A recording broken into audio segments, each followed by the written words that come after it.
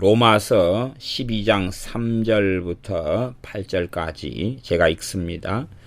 내게 주신 은혜로 말미암아 너희 중 각 사람에게 말하노니 마땅히 생각할 그 이상의 생각을 품지 말고 오직 하나님께서 각 사람에게 나누어 주신 믿음의 분량대로 지혜롭게 생각하라.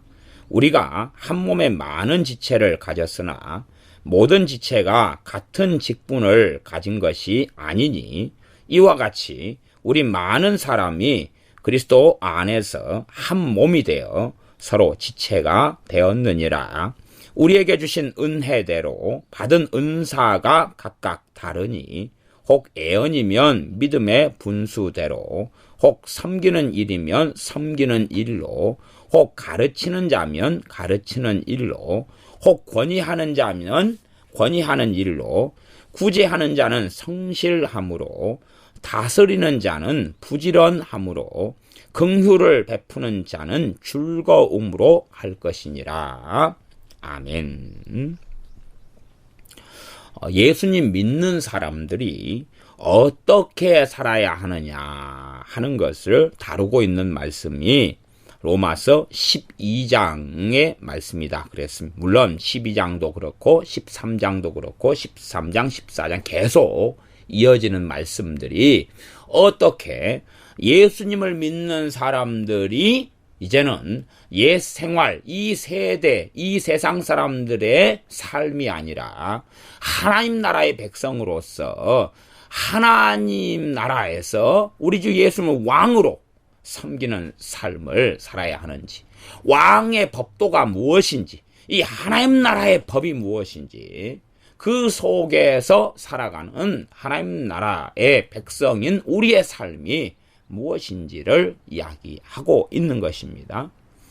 그러면서 로마서 12장 3절 말씀하는데 내게 주신 은혜로 말미암아 너희 중 각 사람에게 말하노니 마땅히 생각할 그 이상의 생각을 품지 말고 오직 하나님께서 각 사람에게 나누어 주신 믿음의 분량대로 지혜롭게 생각하라. 그렇게 말씀합니다.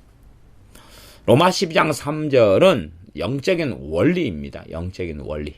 영적인 원리인데 각 사람에게 나눠주신 믿음의 분량대로 지혜롭게 생각하라는 것입니다. 그러면 믿음은 크게 두 가지 측면이 있다. 그렇게 말할 수가 있습니다. 두 가지 측면이에요.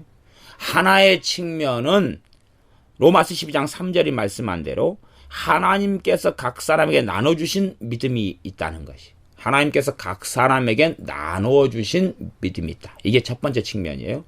말하자면 믿음은 누가 주시는 것입니까? 하나님께 주시는 것이. 그게 첫 번째 측면입니다. 믿음은 하나님께 주시는 것이. 그래서 구원 얻는 믿음을 단번에 우리에게 주셨으니 그렇게 성경은 여러 차례에 걸쳐서 말씀하고 있습니다. 구원 얻는 믿음을 하나님께 주셔야지만이 우리가 구원을 받는 것입니다. 구원 얻는 믿음은 하나님께 주시는 것입니다. 또 하나의 측면은 주님께서 너희가 왜 아직도 이처럼 믿음이 적으냐? 왜 아직도 너희가 믿지 않느냐? 너희의 믿음대로 되라. 너가 이것을 믿느냐? 그러면 하나님의 역사를 보리라. 라고 말씀하시는 우리가 가지는 믿음이 있어요. 우리가 가져야 되는 믿음이 있어요. 우리가 가져야 되는 믿음은 하나님의 말씀을 통해 가지는 믿음이 돼요. 그러나 이 두 가지의 믿음이 구분은 됩니다. 구분은 돼요. 그러나 잘라지지는 않아요.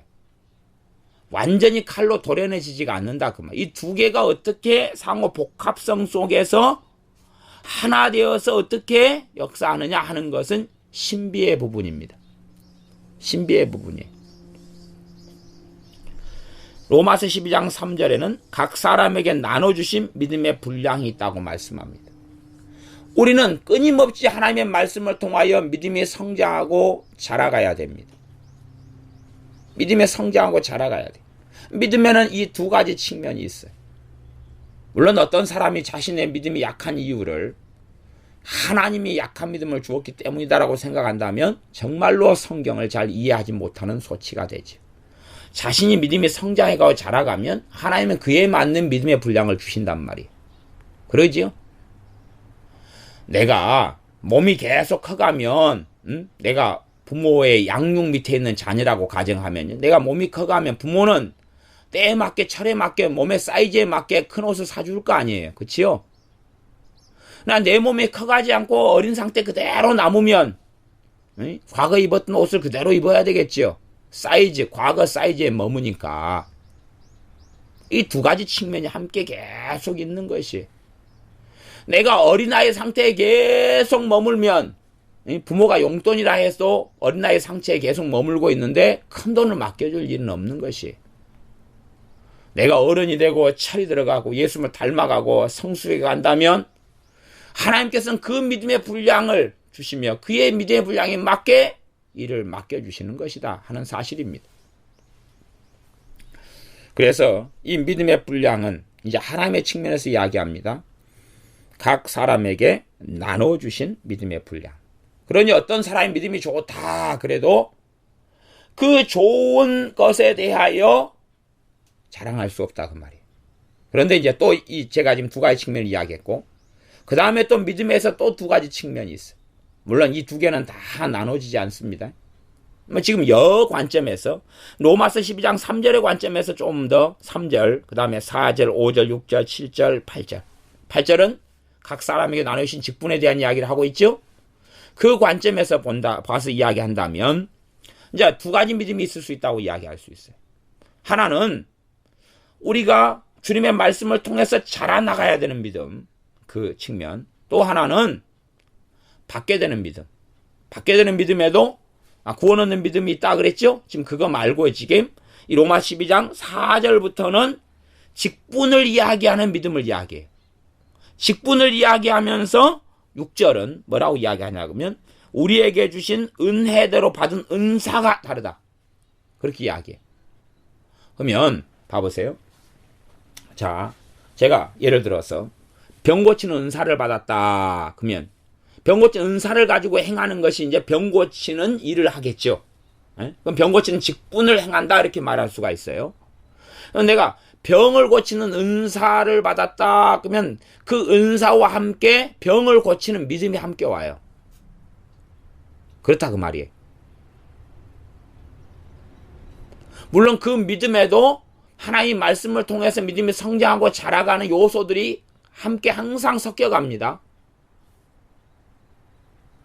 지금 제가 이야기하는 세계 속에 들어와 계신 분들은 제 말을 좀 이해할 수가 있고요. 은사도 뭔지 모르고 은사도 못 받았고 그 다음에 성장하는 믿음이 뭔지도 모르는 분들은 제가 이야기해도 알쏭달쏭한 이야기를 제가 한다고 생각하실 겁니다. 피자를 맛본 사람한테 그 피자하고 그 옆집에 파는 또 다른 피자 이야기를 하면 어느 정도까지 알 수 있게 될 겁니다만은 피자를 구경도 못하고 맛도 못 보는 사람한테 피자 이야기 제가 해봐야 속이에 경일기가 되겠죠.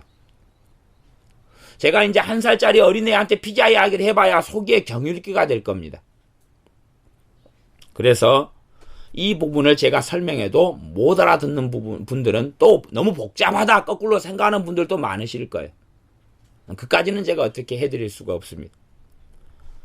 그래서 여기서는 지금 하나님께서 각 사람에게 나누신 믿음의 분량 이야기를 해요. 믿음의 분량. 그러면 하나님께 나누신 믿음의 분량은 크게 그러면 두 가지가 있다고 말할 수 있는 거예요. 하나는 구원 얻는 믿음. 근데 그건 분량하고는 다르겠죠. 그렇죠?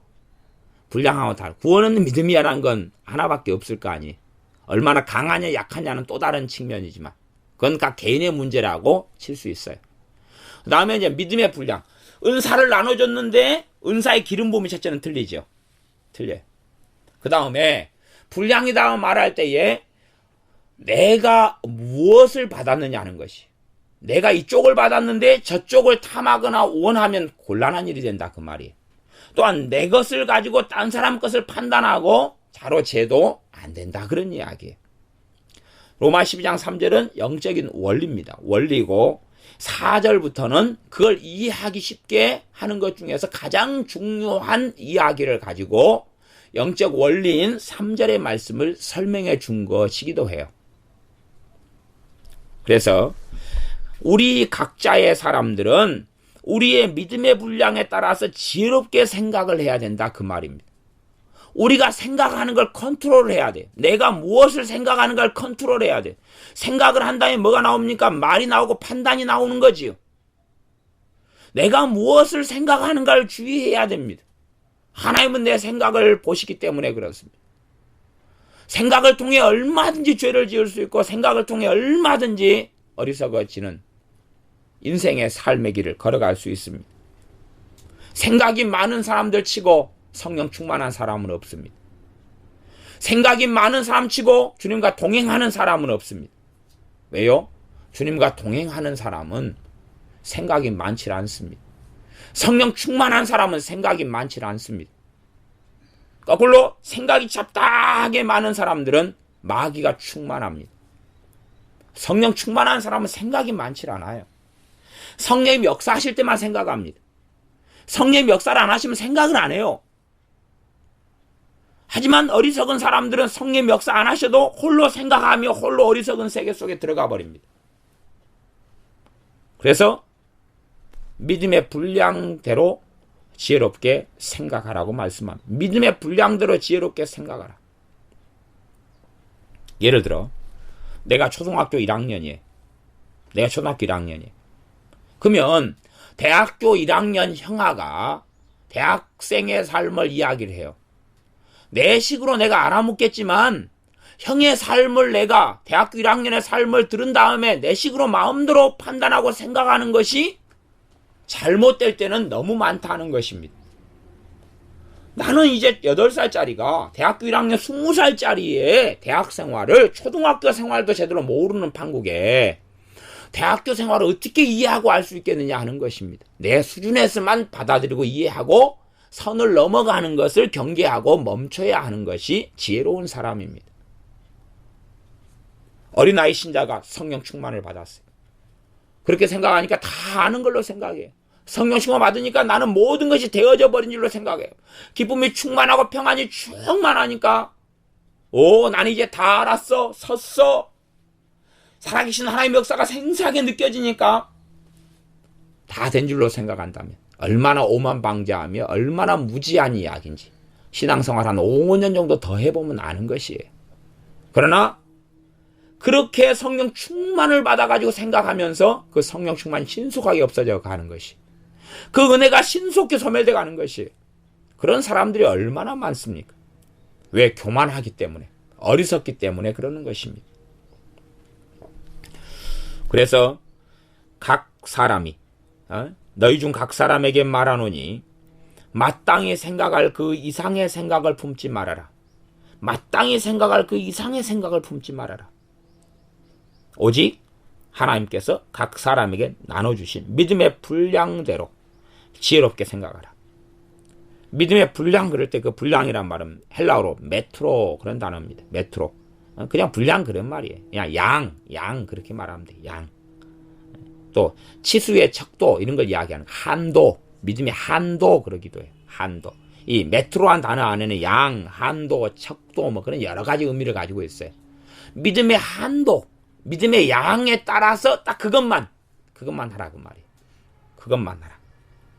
지혜롭게 그 말을 일반적인 다른 번역들로 바꾸어서 설명한다. 분수에 맞게 그렇게 말할 수 있어요. 분수에 맞게.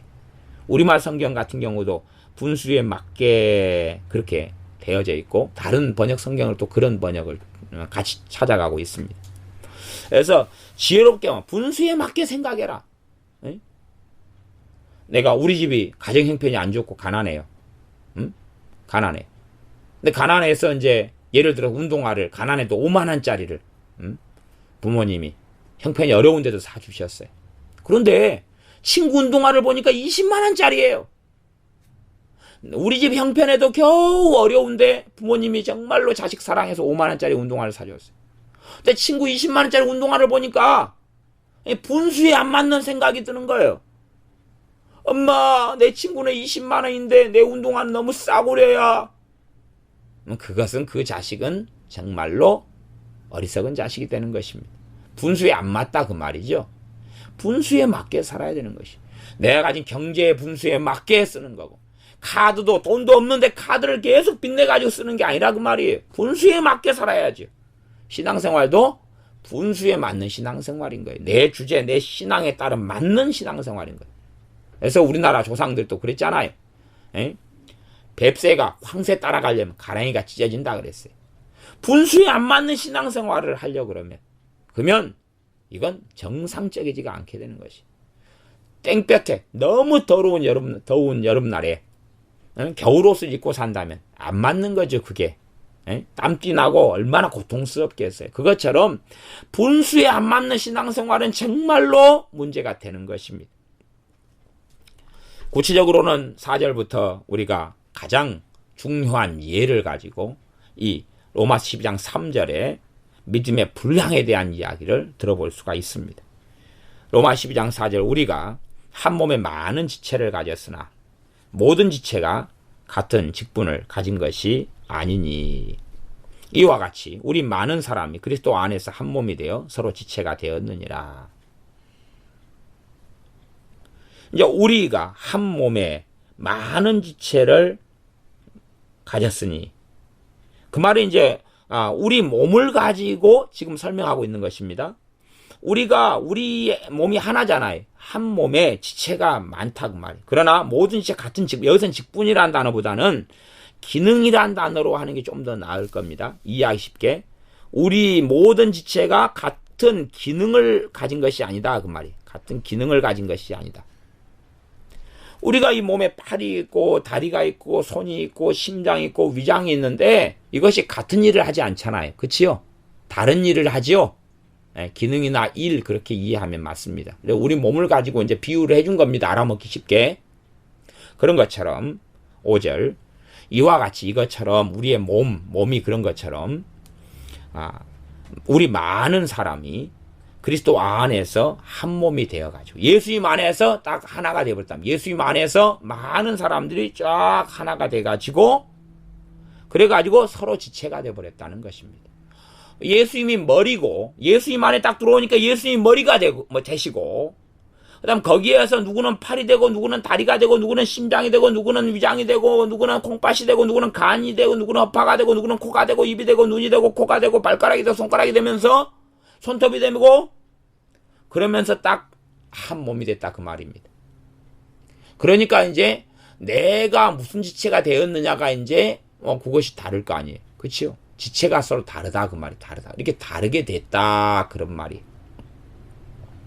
그러면서 6절 구체적으로 예를 들어 또 설명합니다.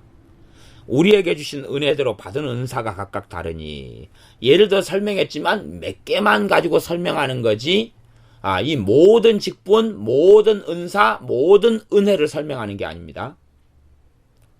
일부만 가지고 이야기하는 것입니다. 몇 가지만 가지고 지금 예를 들어서 믿음의 분량 이야기를 지금 설명하고 있는 것입니다. 우리에게 주신 은혜대로 받은 은사가 각각 다르니 그러니까 알 수가 있어요. 은사가 뭐에 속한 거다고요? 은혜에 속한 거다고 알 수 있어요. 잘나서 받는 것도 아니고 거룩하기 때문에 받는 것도 아니고 깨끗하기 때문에 받는 것이 아니에요. 은사는 그래요. 내가 은사를 받았다 해서 대단히 거룩하고 정결하고 깨끗하기 때문에 받는 게 아니라 그 말이에요. 은사를 가지고 자랑하면 얼마나 어리석어집니까? 물론 은사에는 그런 영역만 있는 것은 아닙니다. 우리가 정말로 하나님을 영화롭게 기쁘게 시게 할 때 오는 은사들이 있어요. 그럼에도 불구하고 그것도 은혜에 속한 것입니다. 정말로 내가 하나님을 기쁘시게 하기 때문에 은사들이 올 때가 있어요. 내 말과 내 삶과 내 하나님을 사랑함이 하나님께 기도함이 헌신함이 하나님을 기쁘시게 할 때 오는 은사들이 있어요. 그런 은사들이 있으나 그것도 은혜에 속한 거다 그 말이에요. 나 일반적으로는 은사를 일반적으로라는 이야기는 처음 주님을 믿고 믿음 생활의 초년기 때 성령 세례나 충만을 받으면서 오는 은사들 아니면 초년기 때 간절히 하나님께 기도해가지고 은사를 받은 그 은사들 그것은 은혜에 속한 거지 잘나서 거룩해서 아름다워서가 아니라 그 은사들을 통하여 주님을 따라가는 삶이 가능하고, 은사들을 통하여 무능력한 신자가 아니라 능력 있는 그리스도인, 하나님의 권능을 받는 그리스도인이 되어져서 죄와 이기고 사명을 감당하고 하나님을 기쁘시게 하고 거룩하게 서로를 지체되어 도우라고 주시는 것이 은사다, 그 말입니다. 거룩하기 때문에 오는 게 아니라 그 말이에요. 은사는 그렇습니다. 그건 본질적인 것입니다.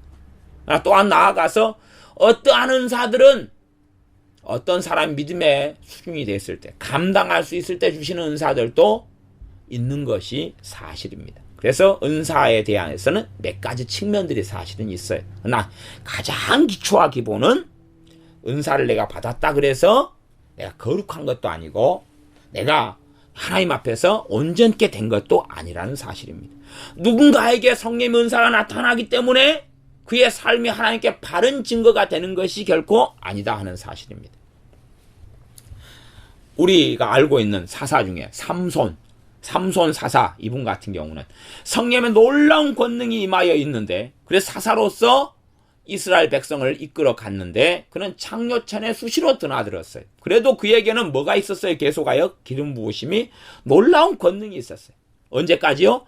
그의 머리카락이 다 잘려지기 전까지. 그때까지는 있었다고 말이에요.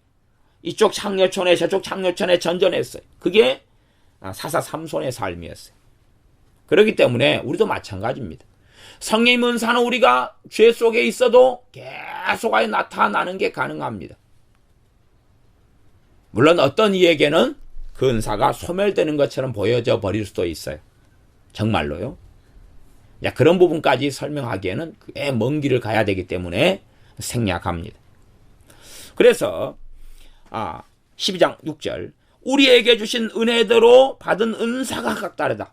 은사는 어디에 속한 거라고요? 은혜에 따라서 값없이 예수님의 피를 통해서, 우리 주 예수님의 죽으심과 부활을 통해서 우리의 입장에서는 값없이, 아버지 하나님 입장에서는 가장 큰 대가를 치르시고, 그렇게 해서 주어진 성령 하나님으로부터 온 은사, 그 은사가 각각 다르다 하는 것입니다. 각각 다르다.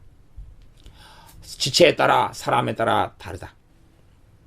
그래서 혹시 애언이면 무엇에 따라서 해야 한다고요? 믿음의 분수대로 해야 한다. 여기서 분수라는 이야기는 앞에 있는 분량하고는 약간 좀 다르지만 의미상으로는 비슷합니다. 헬라어로 보면 아날로기아 그런 단어예요. 배당, 비율, 이 분수 이런 여러 가지 뜻을 가지고 있는 단어입니다. 그래서 애언인데 애언이 수준이 다르다 그런 이야기죠. 애언의 기름 부음 수준이 다르다 그 말이에요. 이게 자기 수준 안에서만 애언하라 그 말이에요. 애언 은사를 받았다고 천방지축이 돼가지고 모든 애언을 할 수 있을 줄 착각하면 정말로 큰 위험을 초래하게 되는 것입니다. 사도행전에 보면 이 빌립사임의 딸, 전도자 빌립의 딸 중에서 처녀로 애언하는 딸이 메시가 있었죠. 3명이 있었죠. 3명이 있었는데 3명이 있었다 이야기하면서 선지자 아가보가 내려옵니다. 그래가지고 온 천하가 흉년 들리라라고 예언합니다.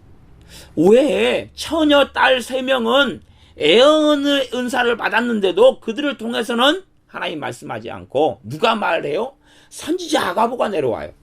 그래서 온 천하가 흉년 들리라라고 예언해요. 믿음의 분량이 다른 것입니다. 애언의 은사를 받은 사람, 애언의 은사를 받은 사람들도 수준과 급수가 틀리고, 그 다음에 애언의 은사를 넘어서서 하나님으로부터 부름받은 선지자가 되어지면 또 틀린 것입니다. 물론 선지자에 대한 이야기는 좀 어려운 이야기입니다. 선지자가 끝났느냐? 안 끝났습니다. 선지자의 시대는 죽을 때까지 이어집니다. 그러나 구약의 선지자와 신약의 선지자는 각기 역할이 다릅니다. 부르심과 역할이 구약과 신약의 선지자는 달라요. 물론 공통된 요소는 당연히 있죠. 그러나 달라요. 신약에 있어서 어디 선지자가 있느냐? 우리 안디옥 교회 알잖아요. 안디옥 교회 사도 바울이 사울 청년이었을 때에 그때에 선지자와 교사로 함께 바나바와 함께 섬겼잖아요. 그 선지자 거기 나오잖아요. 사도행전에 선지자 아가보가 나오잖아요. 신약시대에 선지자가 존재하고 있는 것입니다. 어리석은 사람들은 성경이 다 기록한 다음부터는 기록된 66권이 완성된 다음에는 그게 없어졌다 그러지만 그건 성경의 근거가 전혀 없는 이야기입니다. 성경의 근거가 전혀 없는 이야기. 고린도전서 말씀에 온전한 것이 올 때에는 부분적으로 하던 것이 폐하리라. 그 온전한 것은 주님의 재림을 이야기하는 것이지 성경의 완성을 이야기하는 것이 아닙니다. 앞뒤 문맥 성경을 잘 봐야 되죠. 지식도 폐하고 지식이 지금 폐하해졌습니까? 지식이 폐하해진 적이 어디 있어요? 지식이 폐하해진 적은 아직 없습니다. 주님이 재림하신 다음에야 그럴 것이에요. 방언도 폐하고 아직 방언이 언제 폐해졌습니까? 방언 은사를 계속 받아가자 하고 있는데 주님 온전한 것은 주님이 재림하실 때 이제 온전케 되어지는 것입니다. 이 땅을. 그때야 부분적으로 하던 것이 멈춰지는 것이에요. 그래서 이 선지자의 사역은 계속됩니다. 그러나 이제 누가 선지자다 나서는 많은 삶 가운데 유감스럽게 미호경에 잡힌 사람도 많고 거짓 선지자도 많습니다. 참 선지자는 자기가 선지자라고 별로 드러내질 않습니다. 특별한 경우가 아닌 한은 내가 선지자임네 하지 않습니다. 타이틀은 집사님으로 살 수도 있고 목사님으로 살 수도 있고 선교사님으로 살 수도 있고 장로님으로 살 수도 있고 권사님으로 살 수도 있습니다. 난 내가 선지자라고 그렇게 별로 드러내질 않아요. 하지만 대부분 가짜들은 내가 선지자임내라고 드러내고 살기를 좋아합니다. 왜? 사람의 명예 인정해 주는 것, 사람들 존경해 주는 것을 정말 원하는 경우가 많기 때문에 그러합니다. 목사의 타이틀로 있든지 선지자의 타이틀로 있든지 무슨 차이가 있냐 그 말이에요. 정말로 신실하게 하나님을 그 자리에서 영화롭게 하느냐가 중요한 것입니다. 그렇기 때문에 저는 어떤 이가 선지자의 타이틀을 가지고 있다 그럴 때 저는 대부분 신뢰하지 않습니다. 신뢰하지 않습니다. 그의 삶을 어떻게 신뢰한다는 이야기입니다. 그래서 6절 믿음의 애언이면 믿음의 분수대로 애언 은사를 받았어도 믿음의 분수가 다릅니다. 달라요. 그건 반드시 기억해야 될 것입니다. 그래서 일반적으로 애언 은사를 받으면 장래일은 애언 은사가 없습니다.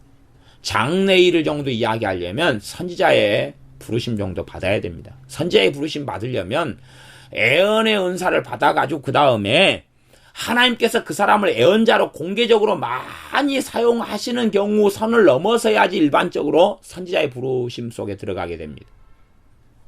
어떤 사람이 애언의 은사를 받아가지고 그래가지고 시간이 좀 지난다 해서 선지자의 기름 부음을 받는 게 아니라는 사실입니다.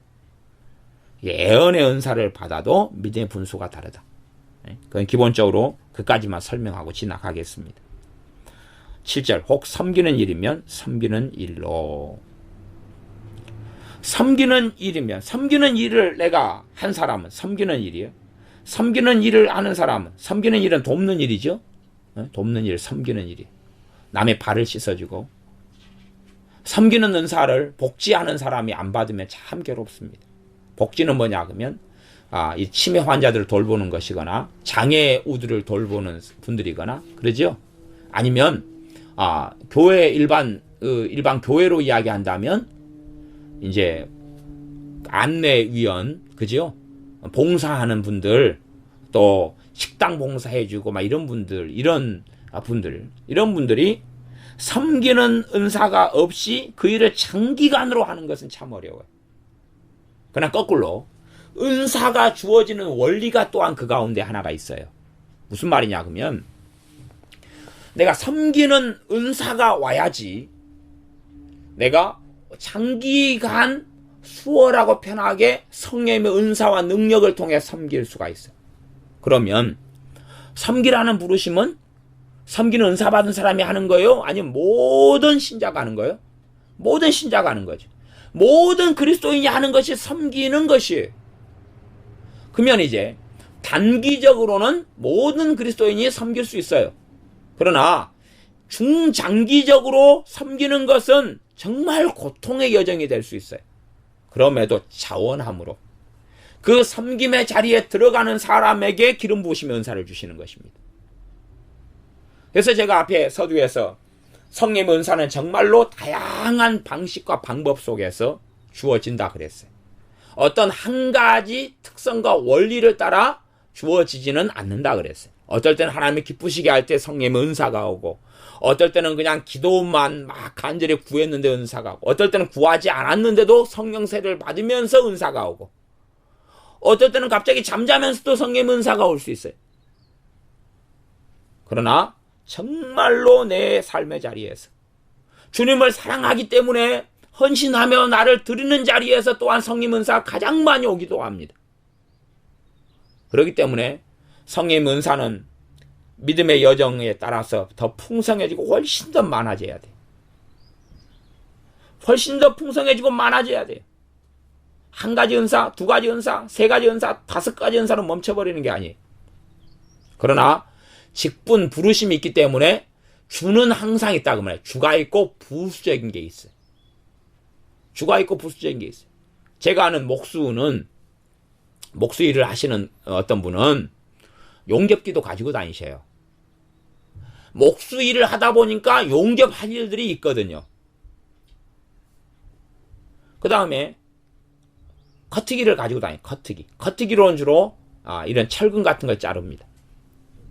목수 일을 하는데 철근 일을 하는 커트기가 필요하다 그 말이에요. 어쩌다가만 써요. 그 다음에 드라이버도 가지고 다녀요. 공구함 속에. 드라이버 같은 것은 목수 일하고는 별로 상관없을 것 같은데 쓸 일들이 종종 있어요. 그러니까 목수 일을 정말 잘하기 위해서는 못하고 망치, 그 다음에 전기톱, 그런 것만 필요한 게 아니란 말이에요. 훨씬 더 다양한 연장들이 필요해요. 빠루가 뭔지 모르시면 어쩔 수 없고, 대패, 별게 다 필요하다 그 말이에요.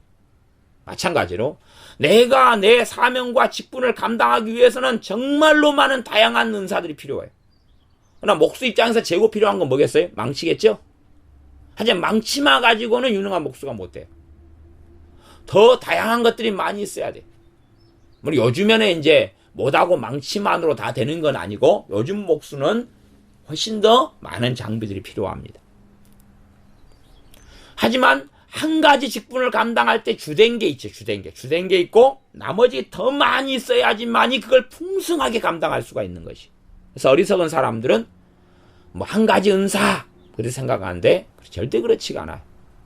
요즘에 옛날부터 유행했던 것 중에 은사 네트워크 그런 거 있어요. 그런 거 셀교회에서인가 은사 네트워크 검사지도 있고 뭣도 있고, 근데 거기서 하는 방식은 대부분이 옳은 것 조금에 틀린 것이 다수입니다. 그렇게 과히 옳지가 않아요. 방식 자체가 옳지 않아요. 내용도 또 부족한 게 굉장히 많아요. 한 사람이 하는 사가 될 수가 없어요. 한 사람이 하는 사람은 말이 되지 않아요. 그러나 직분은 한 사람이 한 직분이라는 이야기가 맞는 경우가 많아요. 절대적이지는 않습니다. 왜 그러냐 그러면 사도 바울이 선지자와 교사로 안디옥 교회에 섬기다가 그 다음에 누가 됩니까? 사도로 부르심 받지요. 그러니까 어떤 직분은 임시적이고 과정적이고 여정적인 것들도 있다 그 말이에요. 궁극적인 하나님의 부르심은 또 있고, 그지요? 하지만 그가 그 수준에서 성장하지 않는다면 궁극적인 부르심 속에 들어가지 못해요. 과정을 가다가 말아버릴 수도 있다 그 말이에요. 돈 100만 원도 감당하지 못한 사람에게 10억짜리 회사를 하나님 주실 수 있냐 그 말입니다. 하나님의 궁극적인 뜻이 10억짜리 회사를 주는 거다고 가정했을 때에 100만 원도 감당하지 못한 사람에게 줄 수 있겠느냐는 것이야. 지혜로운 하나님께서. 절대 그렇지 않지요. 그래서 어떤 직분이 과정적인 직분일 경우도 아주 많이 있어요. 내 부르심이, 궁극적인 하나님의 부르심은 꼭 커튼이 쳐져 있는 것처럼 잘 보지 못하고 알지 못합니다. 시간이 흘러봐야 알아요. 흘러봐야지. 그래서 너희가 작은 일에 충성하는 자에게 큰 것으로 맡겨주리라고 말씀하셨어요. 작은 일에 충성할 때에 그 부르심 속에 있을 때에 궁극적인 부르심으로 나아가게 되는 것입니다. 그러지, 오 주여, 나를 정말로 궁극적인 부르심이 뭡니까? 샬라샬라샬라 롤롤롤로 애언받고 그래가지고 그걸 알게 된다. 하나님은 그런 걸 별로 알게 하시지 않습니다. 알게 되어진다. 그래서 또한 그 길을 바르게 걷는 것이 아닙니다. 그 과정을 걷는 것입니다. 사도 바울은 주님을 다메섹에서 만나고 3일 식음을 전폐하고 주님의 제자 아나니아를 통해서 성령 충만을 받은 다음에, 그런 다음에 전도자의 삶을 살았습니다. 전도자의 삶을 오래 살다가 바나바가 불러왔어. 안디옥 교회에서 선지자와 교사로서 또한 살았습니다. 그러다가 사도로 부르심 받은 것이, 그런 것처럼 여정을 걸어가는 것입니다. 여정을 걸어가는 것이, 우리의 부르심이, 궁극적인 부르심이 무엇일런지 대부분 사람들은 알지 못하고 인생을 마감합니다. 왜요? 그 길을 따라가지 않기 때문에 그렇습니다. 처음부터 다 알아야 돼. 그리고 거기서 다 안 다음에 걸어가. 그런 착각 속에 있습니다. 주님의 부르심, 주님의 소명, 주님의 콜링이 그렇게 단순하지 않습니다. 그렇기 때문에 하나님께서 내 인생의 여정과 삶과 궁극적인 부르심을 커튼을 여러 가지 다 보여주시지 않습니다. 다시 말씀으로 돌아왔어요. 섬기는 일이면 섬기는 일로. 내가 섬기는 은사를 받으면 그 사람은 섬기는 일을 통해서 하나님을 기쁘시게 하라는 것입니다. 섬기는 은사를 받아서 섬기는 일로. 그러나 섬기는 부르심은 모든 신자가 받았습니다. 섬기는 은사가 없어도 정말로 자원하고 정말로 헌신함으로 섬기는 일 속에 들어가면 섬기는 은사를 부어주십니다. 그 은사가 때로는 잠깐 감당해야 될 때가 있어도 성령의 은사는 권능이기 때문에 섬기는 일을 수월하게 감당해지고 은사가 역사할 때 마음 지키기가 쉬워지죠. 덜 피곤해지고 별로 짜증나지 않고 감사하고 성령 역사가 있는 가운데 감당할 수 있다 하는 이야기입니다. 섬기는 은사를 받은 사람들은, 그 섬기는 일과 직분은 지금 연결된 단어입니다. 섬기는 직분이면, 섬기는 일이면, 섬기는 직분이면, 그러면 섬기는 일을 해라 그 말입니다. 섬기는 직분이면 섬기는 일을 해라. 그리고 가르치는 자면, 가르치는 자로 부르심 받았으면 가르치는 일을 해라 는 것입니다. 서로가 다른 사람의 일을, 다른 사람의 것이 더 멋있게 보일 거 아니에요. 섬기는 사람은 다른 사람을 발을 씻어주고 돌봐주고, 그러니까 어떤 면에서는 좀 더럽고 추레하고 낮게 보일 수 있잖아요. 그러나 우리 주님께서는 그게 최고의 일이라고 말씀하셨죠. 나는 섬기는 자로 갔다고 말씀하셨죠. 우리 주님께서는 섬기는 자로 이 땅을 사시다가 하나님 나라로 돌아가셨어요. 그런 것처럼 섬기는 게 최고 낮은 게 아니고, 그러나 사람 입장에서 볼 때는 섬기는 사람은 명예와 명성을 안 가지고 있어요. 가르치는 사람을 볼 때는 화려하게 보이잖아요. 가르치는 사람을 주로 선생님, 교수라 그러잖아요. 앞에서 그러면 리더십을 행사하고 가르치고 사람 앞에 강단에 서고, 그것이 부럽단 말이에요.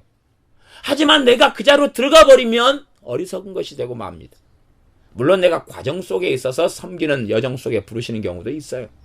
내가 정말로 내 부르심 속에 만족하며 자족하며 감사하고, 내가 부르신 그 부르심에서 그의 비록 정말 초라하고 작은 일처럼 보인다 할지라도 주님께 충성을 다하는 삶을 살아야 됩니다. 가르치는 자는 가르치는 일로, 권위하는 자는 권위하는 일로, 권위하는 자는 권면하고 위로하는 걸 이야기합니다. 이것을 권면, 권위의 은사라 그러고, 이 은사를 상담의 은사라 그러기도 합니다. 그러면 내가 권면하는, 상담하는 일을 해야 돼요. 정말로 주님 앞에서 그걸 감당하는 사람에게는 거꾸로 상담의 은사가 오게 됩니다. 그러나 상담하는 사람의 상담의 은사가 안 오는 경우는 더 많아요. 믿는 신자들 가운데.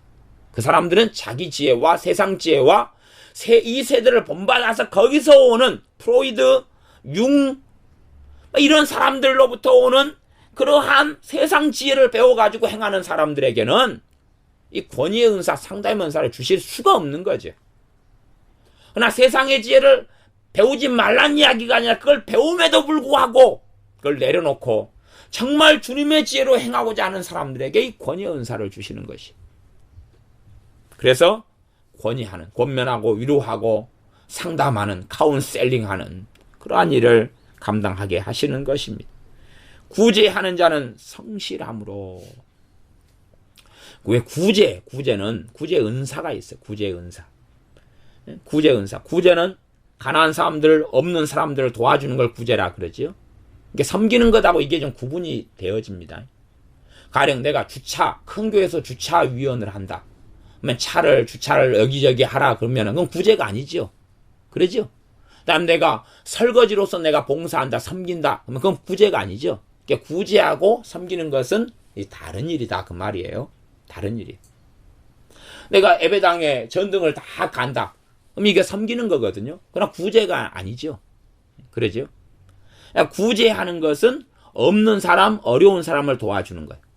그러면 이제 왜 거기에 성실함이 들어갔는가를 생각해 봐야 돼. 그러면 내가 구제하려면 뭐가 있어야 돼? 기본적으로 돈이 있어야 되죠. 그러니까 구제 은사는 주로 돈 있는 사람에게 준다는 걸 알 수가 있어요. 그러면 이제 내가 구제를 하다 보면 마음 땡길 때 하고 안 땡길 때 안 할 수 있다 그 말이에요. 내 돈이란 말이 내 돈. 구제를 하다 보면 자기는 대단한 사람이고 거룩한 사람인 것처럼 착각할 수 있다 그 말이에요. 구제를 하다 보면 그러니까 그게 내 돈처럼 여겨질 수가 있어요. 그게 은사가 아니라 부르심이 아니라 하나님으로부터는 직분이 아니라 내 돈으로 여겨지니까 내가 이럴 때는 좀 하다가 아이고 한 2번 했네. 5만 원 도와줬으면 됐지. 이제 해외여행이나 가야 되겠다. 돈이 있으니까 여윳돈이 있으니까 구제할 거 아니. 구제 은사가 또 있으면 기본적으로 돈을 좀 어느 정도 가지고 있는 사람들은 사실은 기본적인 부르심 중에 하나가 구제의 부르심이 있다는 걸 아셔야 됩니다. 은사를 제가 떠나서 하는 이야기입니다. 돈이 여윳돈이 있는 사람들은 구제의 부르심이 반드시 있어요. 그건 주님 앞에 섰을 때 이제 심판을 받아야 되는 일이 되어집니다. 여윳돈이 있다? 그러면 구제의 부르심이 반드시 있어요. 그리고 그 가운데 정말로 주님을 사랑하고 섬김으로 그 속에 나아가면 구제 은사가 주어져요. 그럴 때에 은사가 있을 때 구제라는 그 길을 바르게 걷기가 쉽다 그 말이에요. 권능이니까. 마음 지키기도 쉽고 누구를 구제할지 안 해야 될지를 더 뚜렷하게 분별하고 알 수가 있어요. 상대적으로 돈은 있는데 구제할 마음은 있는데 성령 은사가 없다 그러면 구제하지 않아야 될 사람을 구제하고 구제할 사람은 안 하게 되는 일들도 많이 벌어져요. 그러면 잘못해버리죠. 성령 은사가 역사할 때 그리고 성령과 함께 걸어가기 시작하면 그 은사가 작용하면서 저 사람한테 10만 원, 저 사람한테 3만 원, 이 사람한테 5천 원 그리고 알게 되는 것입니다. 저는 아직도 저는 구제 은사가 없어요. 하지만 구제는 부르심 우리가 모두가 다 받았어요. 그리고 저는 교회 목회자, 담임 목회자이기 때문에 저는 구제를 필연적으로 할 수밖에 없어요. 하지만 제가 구제를 잘못해가지고 성령님께 책망받은 경우는 굉장히 많습니다. 기본적으로 가만히 있어도 저는 구제하게 돼요. 가만히 있어도란 말은 가만히 있으면 노숙자들이 예배당에 수시로 찾아오면서 돈 좀 달라 그래요. 가만히 있어도 노숙자들이 찾아오셔요. 그러면 이제 제가 그분들의 사연을 이야기하고 만나고 차 한잔 마시고 밥을 드리고 그러다가 그분들의 사정을 듣다 보면 제 마음이 또 동하거든요. 그래서 어떨 때는 20만 원을 드려요. 어떨 때는 50만 원을 해드려요. 어떨 때는 10만 원을 드려요. 어떨 때는 3만 원을 드려요. 어떨 때는 만 원을 드리고 어떤 분은 5천 원을 드려요. 어떨 때는 라면만 몇 박스 하고 가스 통 몇 개 해가지고 드리기도 해요. 그러면 어떨 때 10만 원을 드렸어요. 그 다음에 이제 기도를 하고 주님께 막 기도하고 있으면 성령 책망하셔요. 너무 많이 줬다는 거예요. 5천 원, 만 원밖에 안 되는데 왜 10만 원을 줬냐고 책망을 하셔요. 그러니까 제가 구제 은사가 사실은 없으니까 그런 부분의 구분을 다 잘 못해요. 제가 은사가 없는 그 영역에 있어서는 더 기도해야 되고 더 지혜로워야 되고 더 분별력이 증가돼야지만이 어떤 방식의 구제 또 얼마의 액수의 구제를 해야 될지 맞을지를 알게 돼요. 제가 그런 부분에서는 정말 많이 실수를 많이 하고 살았어요. 어쨌든 30만 원 해드린 다음에 30만 원을 그 어떤 병든 환자가 받아간 다음에 다음 날에 술 마시고 길거리를 그 돈으로 돌아다니는 것을 듣고 볼 수밖에 없었어요. 성령님은 저를 책망했어요. 그게 너 돈이냐고. 하나님의 돈을 왜 너 마음대로 그렇게 너 충동적으로 너 감정적으로 사용하냐고. 그런 이야기를 저는 많이 들었어요. 그러니 구제를 내가 한다 해서 하나님 다 기뻐하시는 건 아니에요. 정말로 하나님이 원하시고 기뻐하시는 그 사람과 그 장소에 그것에 구제해야 되죠. 그럴 때에 내가 정말로 주님을 사랑하며 구제할 때 그 여정 속에 걸어갈 때에 우리는 실패하기도 하고 잘못하기도 하지만 어느 때가 돼서 무엇이 올 수 있어요? 구제 은사가 올 수 있어요.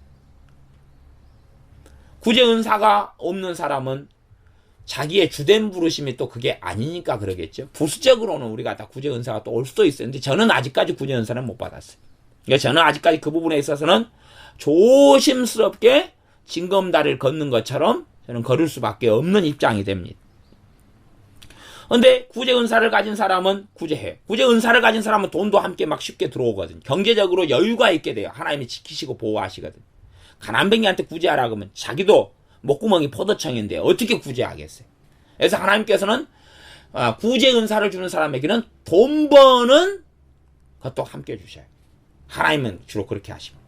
돈도 풍성하게 줘요. 돈도. 그러면서 구제하라고 그러셔요.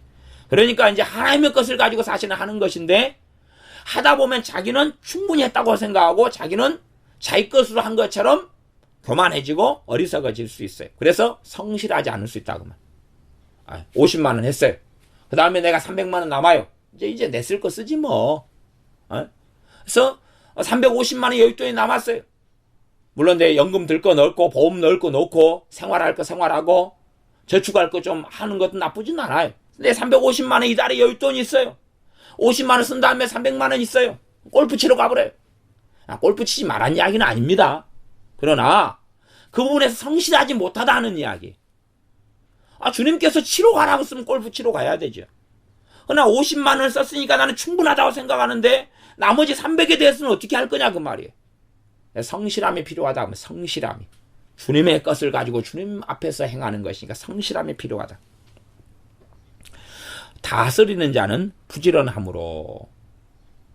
다스리는 것을 우리식으로 한다면 코치나 감독, 그렇게 이해하시면 좋겠어요. 코치나 감독. 그러면 어떤 야구 선수, 내 코치예요. 그러면 야구부 아이들을 막 다스려요. 그렇지? 코치는 갈 길을 가르쳐주고 지도해주고 폼이 이렇게 해야 돼, 저렇게 해야 돼 하는데 좀 하다 보면 이 애들이 제대로 해요, 못해요? 못하니까 짜증나버리고 때려치워버릴 수 있다 그 말이에요. 에? 이것은 지금 이제 은사 직분을 이야기하는 거죠. 다스는 은사가 왔어요. 그러죠? 다스는 은사가 왔어요. 은사가 왔는데도 우리가 협력해야 되거든요. 협력해야 돼.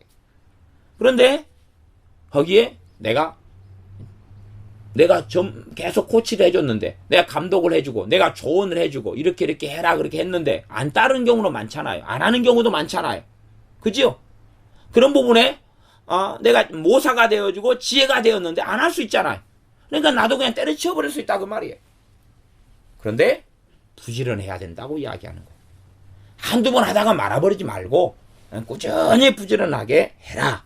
그렇게 말씀하는 겁니다. 긍휼을 베푸는 자는 즐거움으로 할 것이니라. 지금 비슷한 것이 여러 개가 나옵니다. 지금 섬기는 것, 그 다음에 구제, 긍휼은 또 달라요. 긍휼은 달라요. 긍휼은 자비를 베푸는 거예요. 자비를 베푸는 거예요. 긍휼은 자비를 베푸는 거예요. 가령 장애우가 있어요. 장애우가 나보다 돈 많을 수 있잖아요. 그치요? 짐을 가지고 가요. 그러면 내가 긍휼, 자비, 불쌍히 여기는 마음이 있어요. 그래서 그 사람 짐을 들어줘요. 이게 이제 긍휼이거든요. 그런데 이제 성령, 지금 은사 이야기를 하고 있으니까, 그래서 이 긍휼의 마음은 모든 그리스도인이 가져야 돼. 그 가운데 내가 은사를 받았어요. 모든 걸 가져야 되는데 은사를 받았어요. 그래서 긍휼을 자꾸 내가 베풀어요. 베푸는데 베풀다 보면, 섬기는 것하고 양상이 좀 다릅니다. 베풀다 보면 사실은 짜증날 수 있어요. 내가 언제나 주고만 살아야 되냐? 이거 주는 삶이거든요. 주는 삶이에요. 주는 삶이에요. 예를 들어 누가 어떤 일을 갖다가 혼자서 3시간을 해야 돼. 아니면 어떤 일을 저 사람 예를 들어서 구제하고 좀 이게 구제하고 긍휼은 막 섞여가는 부분도 있지만 좀 다른 영역이 있어요. 근데 내가 긍휼을 계속 불쌍히 여기고 누구를 해다 보면 저 사람은 그대로 변하지 않고 있을 수가 있어요.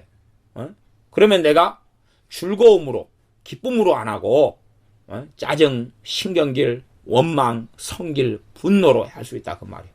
그러나 맡은 자들에게 구할 것은 충성이기 때문에 정말 이 긍휼을 베푸는 자가 가져야 될 심성이 뭐냐 그러면 즐거움이라는 사실이에요.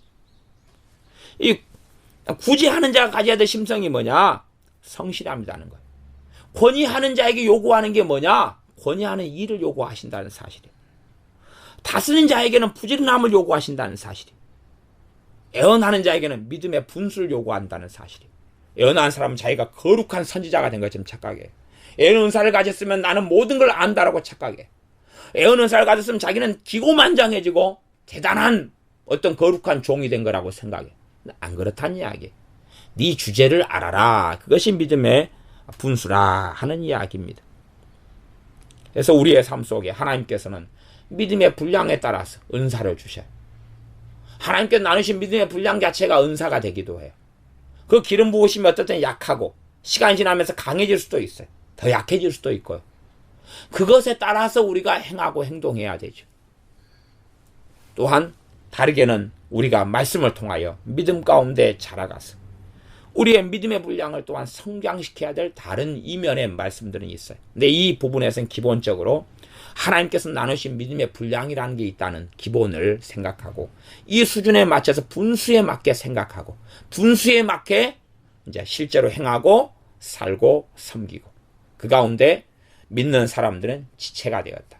한 몸 안에 지체가 되었다. 그렇기 때문에 내가 부르심받은 직분, 내가 부르심받은 일 속에서 감사하고 충성되게 살아가는 것이지 내가 부르심받은 일을 벗어나가지고 저 사람의 부르심과 직분이 탐나고 좋으니까 그걸 추구하는 게 아니다는 사실입니다. 저는 그런 사람들 종종 보았습니다. 어떠한 분이 평신도로 남아있었으면 좋으셨을 분들이 목회자가 되고 주의 종이 돼가지고 인생이 비참해지는 일들을 많이 보았습니다. 그분이 어떤 분의 장로님으로 남아 계셨으면 인생이 유종의 미를 거둘 분이 장로님으로 있다가 보니까 목사님하고 털털털 싸워요. 왜? 자기가 생각하기에 목사님 설교가 별것 없어요. 그게 아무리 옳다 그래도 자기의 부르심을 벗어나면 안 되는데 이분이 목회자가 되시는 거예요. 그래가지고 있다 보니까 엉망이 돼버리는 거예요. 왜? 부르심 받지 않은 그 일 속에 들어가 버리니까 잘못된 속에 들어가 버리는 감당할 믿음의 분량도 아니고 감당할 수준도 아닌 스스로 교만해지고 자고해져가지고 차지하게 되는 그런 자리 속에서 자신의 신앙과 믿음도 파탄지경 속에 들어가 버리는 것이 사람들은 그렇게 될 수 있는 거예요. 다른 사람이 행하는 게 정말로 좋게 보이고 아름답게 보이고 특별히 찬양을 앞에서 한다 그러면 저 자리가 탐나게 보이고 그래서 가기를 원하는 사람들도 있다 그런 말이에요.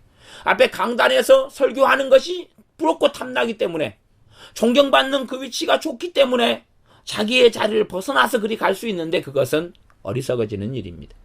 팔이 자기 자리를 벗어나가 코가 되려 한다면 얼마나 어리석은 일이 되겠습니까? 그것처럼 믿음의 분량에 맞춰가지고 그 속에서 생각하라 하는 것입니다. 그렇게 될 때에 우리가 바른 속에 들어갑니다. 나아가서 하나만 더 말씀을 드리고 말씀을 마무리하겠습니다. 지금 여기서는 주님이 주신 직분 이야기를 합니다. 은사와 연결된 직분 이야기. 그렇기 때문에 세상에서 받게 되는 직분이라는 것은 실제로는 하나님 앞에서 받는 직분하고는 상관이 없을 때도 많다는 사실을 기억해야 됩니다. 어떤 분이 권사님, 어떤 분이 장로님, 어떤 분이 목사님. 물론 다른 사람에 대한 이야기가 아니고 우리 자신을 돌아보는 이야기입니다. 내 직분이 권사라 해서 장로라 해서 목사라 해서 내 신앙도 하나님이 그렇게 인정해주는 신앙은 결코 아닙니다. 내가 교회에서 어떤 직분을 받았다 해서 내 믿음이 그렇게 되는 건 아니기 때문에 하나님께서 인정하시는 게 중요합니다. 내가 권사님이 돼야 될 나이가 넘었고 신앙 연수가 넘었는데 집사님으로 머물러 있다. 그것까지 슬퍼할 이유가 없다는 이야기입니다. 임직식을 했고 투표를 해서 임직식을 했는데 나는 마땅히 누구보다 믿음이 좋다고 생각했는데 나는 저 머식이 어떤 분보다 낫다고 생각했는데 저분은 권사님 됐고 나는 안 되었다. 그것 때문에 슬퍼한다면 그런 어린아이라는 사실입니다. 정말로 믿음의 사람은 다른 사람이 어떤 직분과 자리를 맡았을 때 축하해 줄 수 있고 내가 안 되었을 때에 내가 하나님과 함께 하나님을 위하여 하나님을 영화롭게 하게 살아가는 여정과 길이 중요하고 주님을 사랑하는 게 중요한 것이지 사람들이 만들어내고 고안해낸 어떤 직분을 맡는 것이 중요한 건 아니라는 사실입니다. 그렇기 때문에 믿는 사람들이 가지는 교회 안에 가지는 직분들은 대단한 가치가 없고 영원한 가치가 없는 것입니다. 하나님께서 내게 준 직분, 하나님께서 내게 은사를 통하여서 내게 부르신 그 부르심, 그 속에서 내가 작은 일이지만 충성되게 내가 헌신하고 살아갈 때에 나를 더 큰 부르심 속에 인도해 가시는 주님이시며, 내가 또 더 큰 부르심 속에 순종하고 갈 때에 더 큰 부르심 속에 또한 부르셔서 하나님의 궁극적인 부르심 속에 나를 이끌어 가시는 분이 전능하신 아버지 하나님이신 것을 반드시 깨닫고 알아야 됩니다. 기도하겠습니다. 아버지 하나님, 우리가 마땅히 생각할 그 이상의 생각을 품을 때가 얼마나 많은 줄 모릅니다. 내 믿음이 어린아이 신앙에 머물러 있으면서 더 위대한 것을 꿈꾸고 생각하는 어리석은 사람이 되는 경우도 많습니다. 서로 비교하여서 내가 누가 가진 것이 탐나고 좋게 보이는 어리석은 사람도 많고, 또한 교회 안에서 인간적으로 필요에 따라 만들어낸 직분들을 가지고 나는 그 직분을 탐하며 그 직분을 가지지 못했기 때문에 원망하며 실망하며 어리석어질 때도 많습니다. 그러나 하나님께서 우리에게 주시는 은사를 따라 주신 직분이 훨씬 더 중요하고 가치 있으며, 또한 더 중요한 것은 내가 그 직분이 때론 작은 일이라 할지라도 충성되게 주님을 섬기는 그것이 가장 중요한 것인 것을 배우게 하여 주시옵소서. 우리에게 은혜로 말미암아 받은 은사를 통하여 주시는 직분 속에서 신실하게 주님을 섬기다가 더 큰 부르심 속에, 더 큰 부르심 속에 궁극적인 주님의 부르심을 성취하는 우리가 되게 하여 주시옵소서. 예수님의 이름으로 기도하옵나이다. 아멘.